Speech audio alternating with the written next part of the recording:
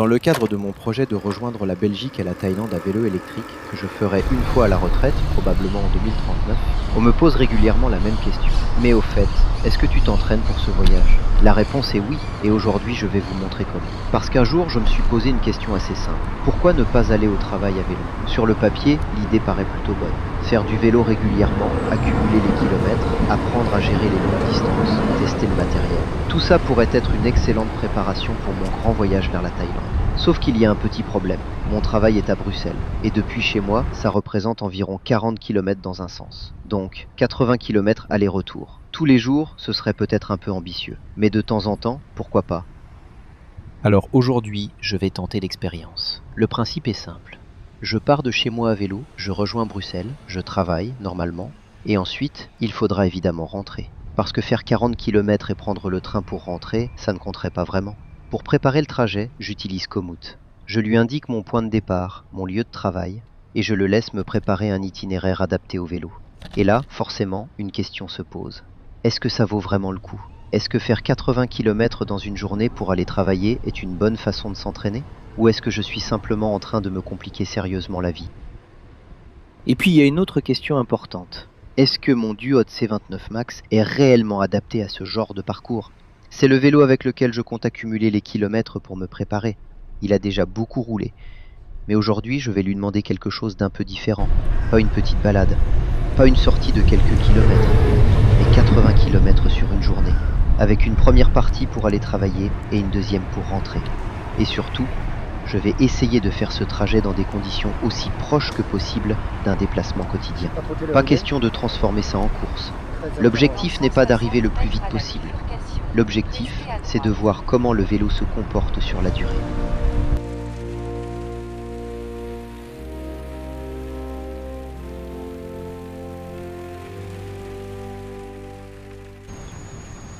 Et c'est parti.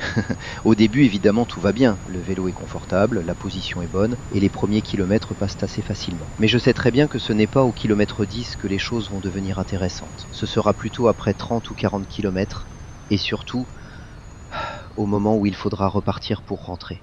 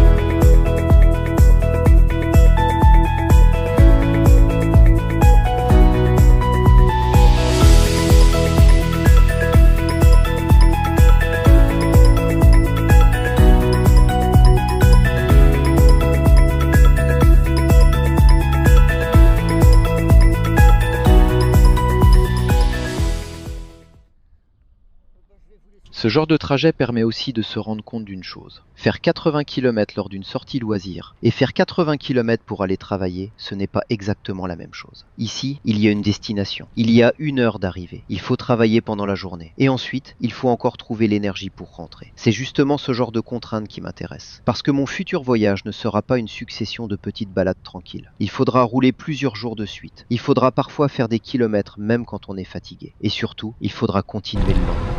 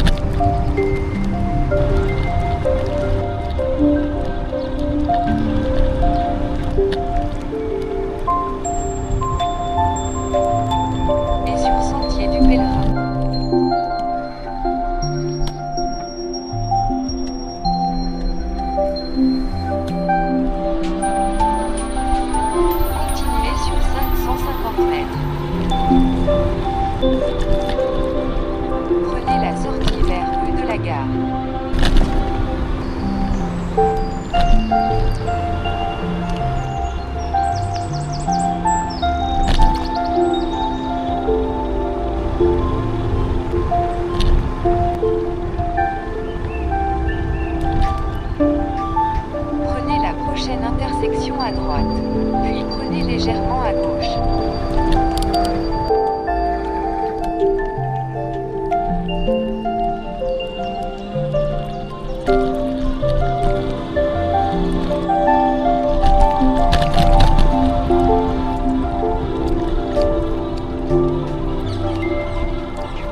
En 250 mètres, prenez légèrement à droite et continuez sur avenue Ernest Solvay.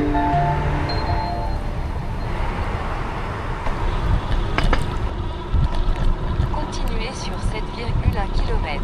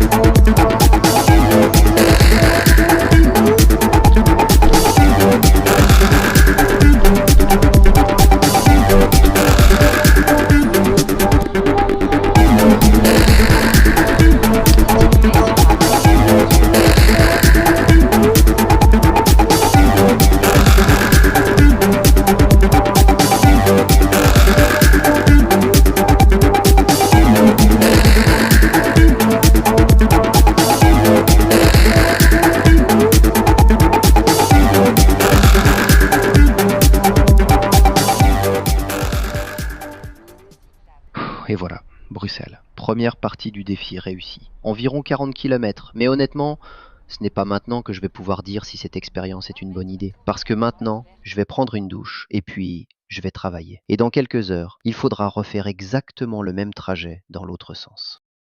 Si cette vidéo vous a plu, n'hésitez pas à lui laisser un petit pouce bleu, ça aide énormément la chaîne. Pensez également à vous abonner et à activer la cloche pour ne pas manquer les prochains épisodes. Merci à tous pour votre soutien et on se retrouve très bientôt pour une nouvelle aventure. À bientôt.